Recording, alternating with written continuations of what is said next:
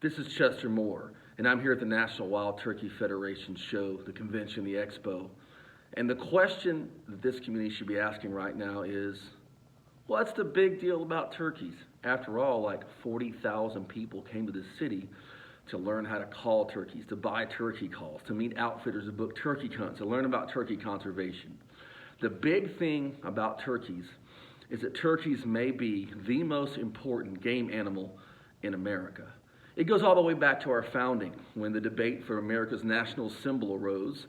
Benjamin Franklin was kind of upset that someone wanted to put an eagle as a symbol, because he said the eagle is a scavenger and the turkey is a wary, wise, noble, wild bird. And while I have to agree the eagle is a better symbol of America, I can't imagine the gobbling turkey striking fear into the hearts of America's enemies. There's no question, even our founding fathers, our brilliant founding fathers, knew there was something special about the wild turkey.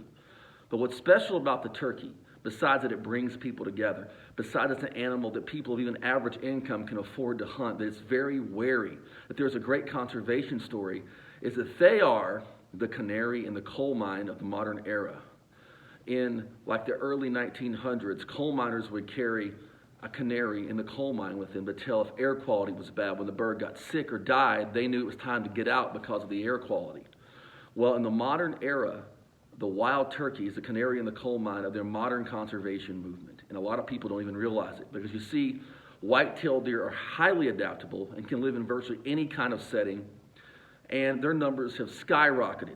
There are people claiming there are more trees in America than there were when Columbus was here, and that's probably true because of some forestry practices.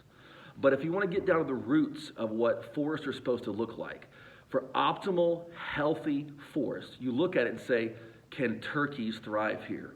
If wild turkeys, whether they're Merriam's, whether they're Eastern, whether they're Osceola in Florida, or the Rio Grande turkey, where those birds flourish, all game flourishes, and not just whitetails and mule deer. We're talking about in the mountains, wild sheep and elk and other animals, and even down in Florida, species like the gopher tortoise and other kinds of reptiles and things flourish when wild turkeys are present, because wild turkeys require certain kinds of habitat, natural fires or prescribed burns, management practices that can be very controversial but benefit the turkey and, yes, benefit all these other animals. But here's the key.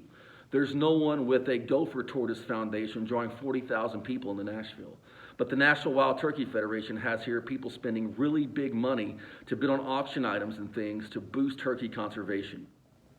I don't think it's any coincidence that in 1973, the NWTF was founded, and in that same year, there were 1.5 million turkeys throughout North America. Now there are more than 7 million because of the work of NWTF and people from different state fish and wildlife agencies coming together to do great things for turkey. I've been witness to this with NWTF in Texas, in Titus County, where birds have been released, and what's called a super stocking that Texas Parks and Wildlife is involved in.